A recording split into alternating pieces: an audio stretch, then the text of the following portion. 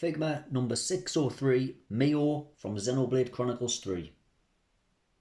So I'll move the figure to the side so we can have a look at the box.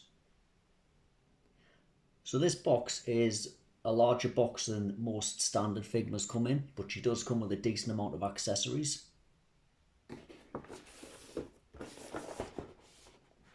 On the back we can see some pictures there showing some posability of the figure and showing the accessories that she does come with.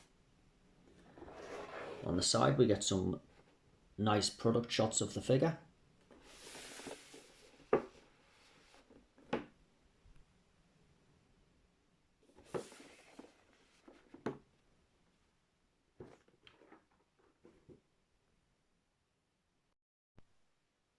So here's all the additional accessories that she comes with.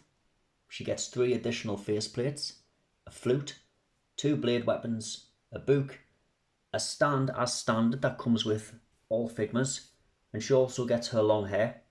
So at some point in the game she cuts her hair off short. If you'd rather display her with long hair, you do get that headpiece. So the figure itself has fantastic detail. So the face sculpt is perfect for character likeness.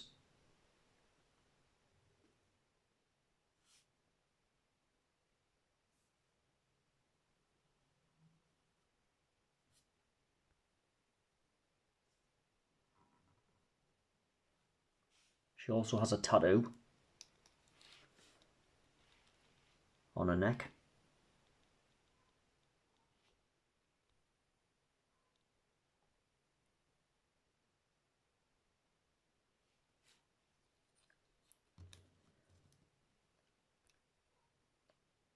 The jacket is fully sculpted and it's moulded in plastic. So there's no soft goods on this figure. But you can see that there is articulation with the jacket, so that allows for posability.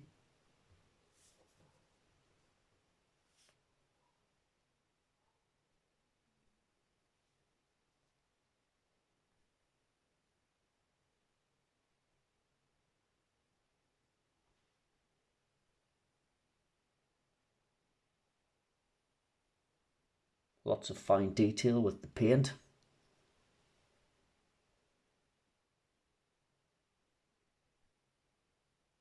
You can see that they've sculpted the shape of her bum in the skirt.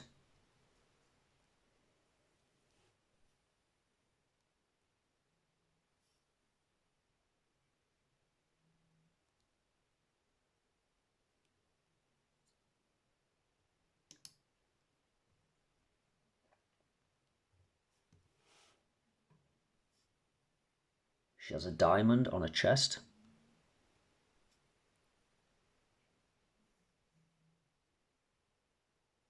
Again with the diamond, it's such a small detail, but there's no paint bleed.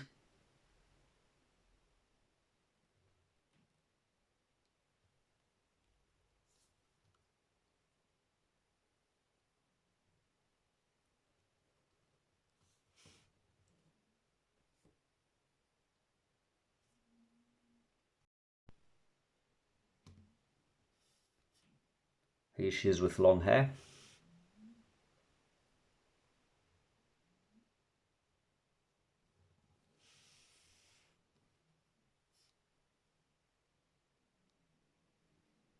Now the hair is articulated, so you can articulate these bits and pull them in.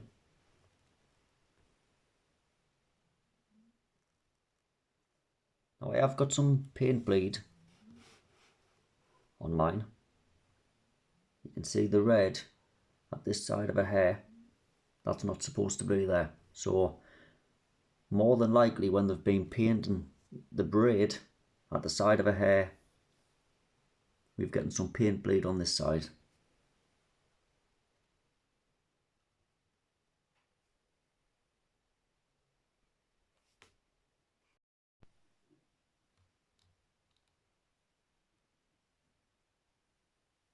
And just a quick comparison to show the different closed eyes faceplates that we get. This one, she looks like she's smiling. And on this one, she looks a lot more relaxed.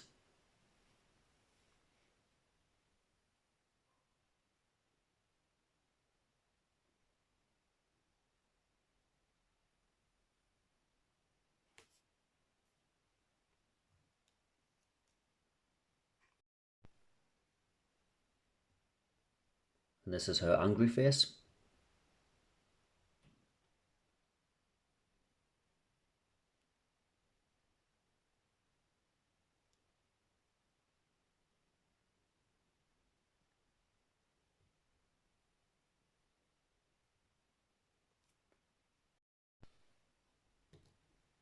Right then,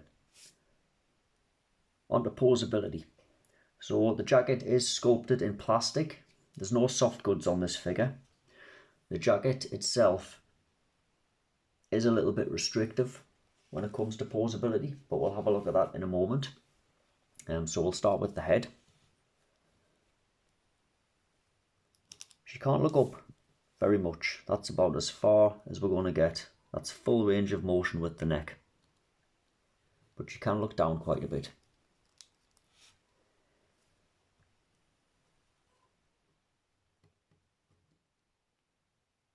Now with the jacket, you can see that the shoulders,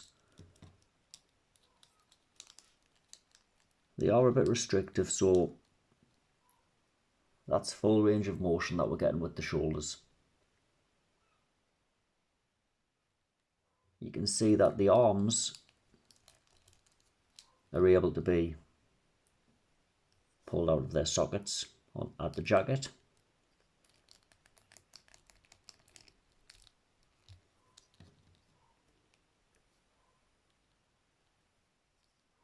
And you can see underneath where they've sculpted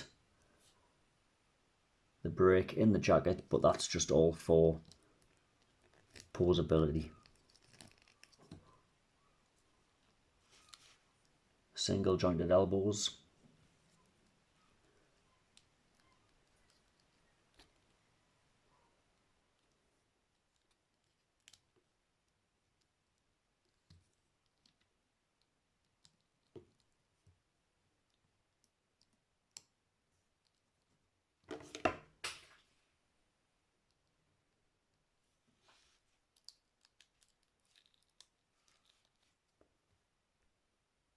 Now with the waist crunch, you can see that she's got articulation under her chest, and she also has some articulation in her torso. Okay, so you can get a very impressive ab crunch.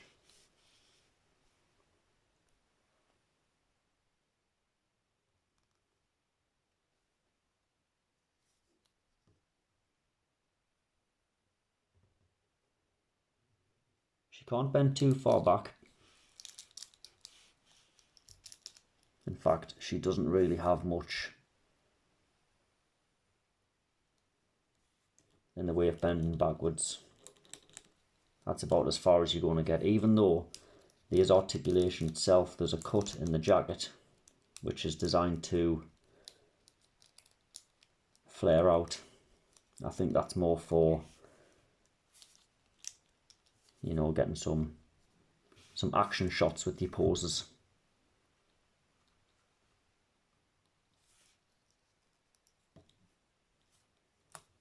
Okay. Now, with her legs, the skirt is very restrictive, but you can see we've got a cut there, so you can get her legs up.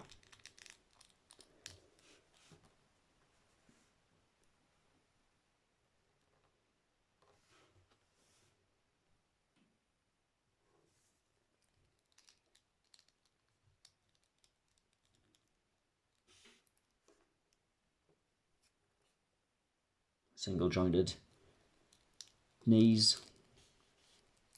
She does have toe articulation.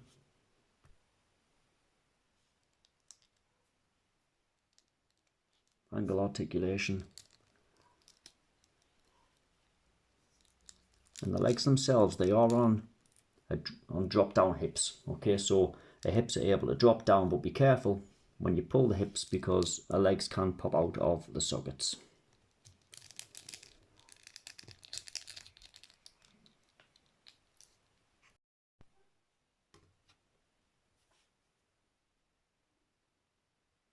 So overall, I'd say that the articulation with this figure is great. The jacket does cause a little bit of restriction, but that's nothing to complain about.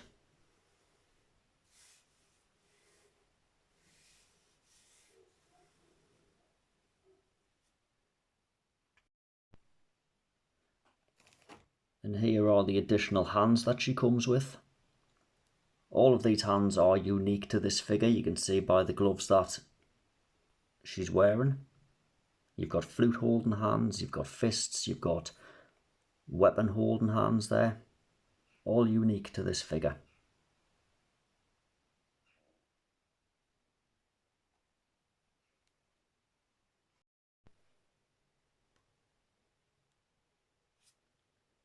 And here she is with those blade weapons that she comes with. I love that she comes with these. I used to play on a game years ago on the PlayStation 1 called Star Gladiator. And there was a character on there that used to use weapons very similar to this. They were like disc blades. And that's what I see when I look at this. I love it when you get a figure and you get some accessories with the figure that takes you back to a place of nostalgia and it brings back some happy memories. And that's what these weapons do. When I look at these, that's what I remember playing on that game, Star Gladiator on the PlayStation 1.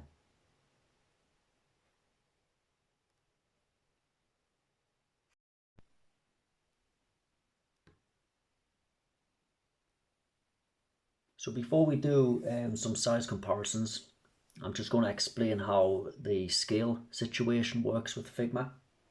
So Figma are classed as non-scale action figures, so that means that the figures themselves, they are 1/12, but they're not necessarily designed to scale perfectly well with every other figure in this scale. I'm just going to fetch in a couple of other figures and show you what she looks like stood by a few other Figmas that we've got.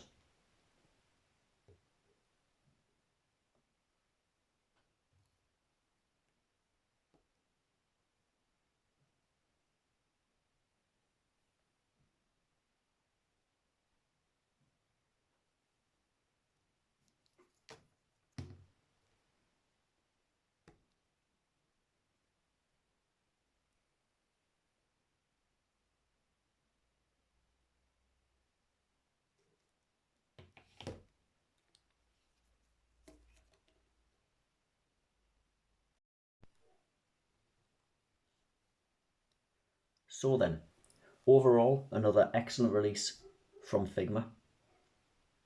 Lots of accessories with this one, perfect character likeness, lots of details, no quality issues.